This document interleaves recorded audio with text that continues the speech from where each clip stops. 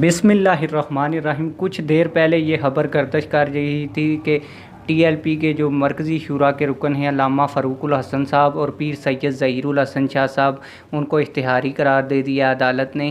اس حوالے سے میں نے بڑی کوشش کی کہ کہیں نہ کہیں سے پرفیکٹ اور ثبوت کے ساتھ کوئی خبر ملے، تو اب مجھے ثبوت کے ساتھ خبر مل چکی ہے۔ یہ جتنی بھی خبریں تھیں یہ جھوٹی تھیں۔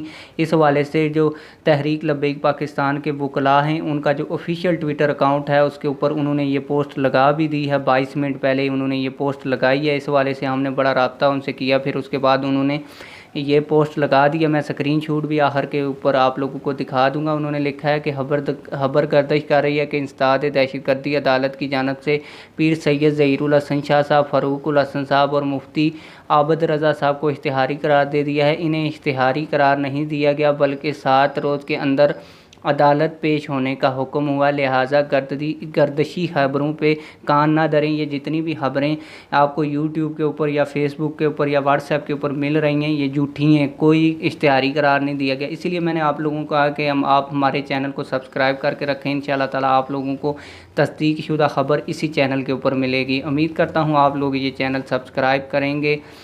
ملتے ہیں کسی اور ویڈیو میں۔ والسلام۔